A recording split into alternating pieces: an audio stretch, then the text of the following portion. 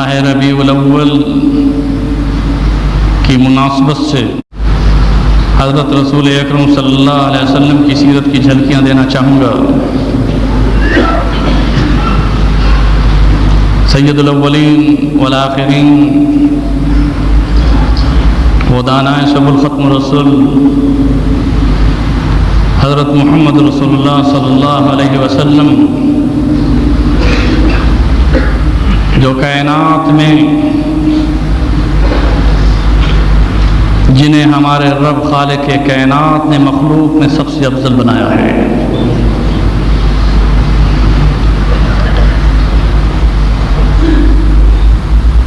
جب حضرت ابراہیم خلیل اللہ کو یہ علم ہوا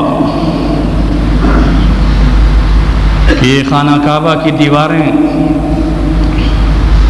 کسی مکین کے لیے ہمیں استوار کرنے کا حکم دیا گیا ہے، تو انہوں نے مقام ابراہیم کی بلندیوں پر خانہ کعبہ کی دیواروں پر رب ذوالجلال سے دعا مانگی کہ وہ سب سے افضل نبی اور رسول میری اولاد میں سے ہو۔ دعا خلیل اللہ نے مانگی، آمین اسماعیل ذبیح اللہ نے کی، اور رب نے یوں منظور فرمائی کہ رسول اکرم صلی اللہ علیہ وسلم نے فرمایا کہ میں دعائے ابراہیم ہوں۔ میرے دوستوں اور بزرگوں، حضرت ابراہیم علیہ السلام کی اولاد میں سے حضرت اسماعیل علیہ السلام کی پشت سے صرف ایک نبی اور رسول جو تمام کائنات میں سب انبیاء کے رسول اور سب سے افضل ہیں محمد رسول اللہ صلی اللہ علیہ وسلم تشریف لائے۔ وگرنہ حضرت ابراہیم کے دو بیٹوں میں ایک بیٹا حضرت اسماعیل جن کی پشت سے رسول اکرم صلی اللہ علیہ وسلم تشریف لائے، اور دوسرا بیٹا جس کا نام حضرت اسحاق علیہ السلام،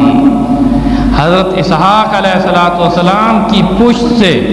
70,000 انبیاء تشریف لائے، مگر یہ سعادت اسماعیل کو نصیب ہوئی کہ محمد رسول اللہ اسماعیل کی پشت میں سے تشریف لائے۔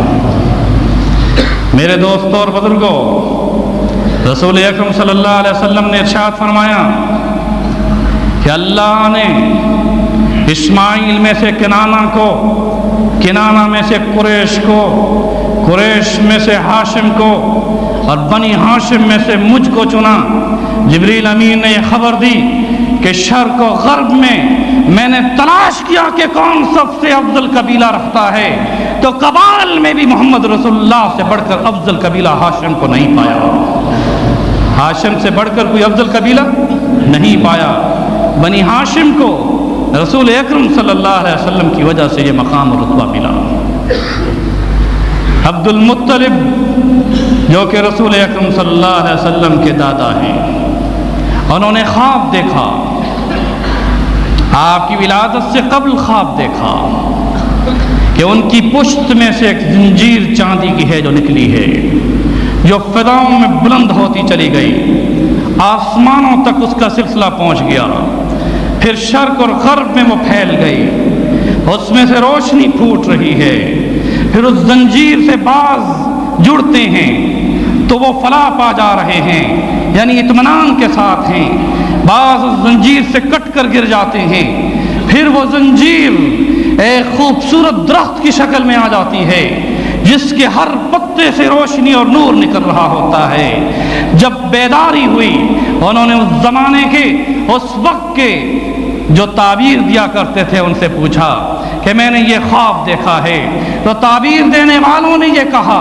عبد المطلب تیرے خاندان میں ایک بچہ پیدا ہونے والا ہے، اور اسے وہ نور عطا ہوگا جو اس سے جڑ جائے گا وہ جنت میں پہنچ جائے گا۔ نعرہ تکبیر!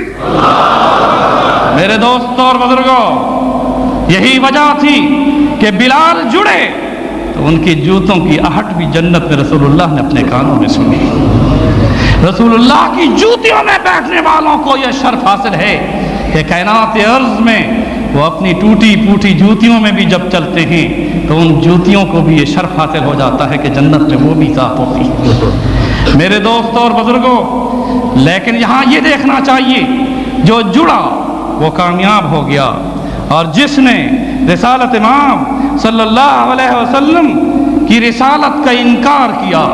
मोहब्बत और इताअत से मुंह मोड़ा, वो नाकाम हुआ, इस दुनिया में भी नाकाम और आखिरत में भी नाकाम है। मेरे दोस्तों और बुजुर्गों, हज़रत आमना जो कि रसूल अकरम सल्लल्लाहु अलैहि वसल्लम की वालिदा मोहतरमा हैं। अब अगर विलादत बा सआदत की तरफ जाऊं, एक अलहदा मौजू है, बहुत लंबा मौजू है, मैं कितना अर्ज़ करूं। मेरे दोस्तों और बुजुर्गों, जब हमल हुआ और हज़रत अब्दुल्ला जो आपके वालिद मोहतरम थे, आपकी विलादत से कबल ही इस दुनिया से रुखसत हो गए, और हज़रत आमना फरमाती हैं कि जिस वक़्त मेरे पेट में आप थे, मेरे बतन में आप थे, मैं पहाड़ों से गुजरती थी तो पहाड़ भी मुझे सलाम किया करते थे। मेरे दोस्तों और बुजुर्गों, जब विलादत हुई तो हज़रत आमना फरमाती हैं कि ज़मीन से आसमान तक नूर की शुआएं थीं, और उस रोशनी में मैंने शाम के महल्लात को देखा। मेरे दोस्तों, ये मुबालगे की बात नहीं है। आतिश कदा कुफर, जो कि आतिश जिसमें 1000 साल से आग जल रही थी, रसूल अकरम सल्लल्लाहु अलैहि वसल्लम जब पैदा हो रहे हैं तो वो बुझ जाता है। किस्रा के किंकरे गिर जाते हैं। दरियाए सावा जो हमेशा बहता था, उसकी पूजा करते थे, वो खुश्क हो जाता है, और ये बताया जा रहा है कि अब चमनिस्तान में वो बहार आई है जो कुफर को मिटा कर ही सांस लेगी। डॉक्टर अहमद अली सिराज का ऑफिशियल चैनल सब्सक्राइब करें और बेल आइकन को दबाएं। जज़ाकुमुल्लाहु खैर।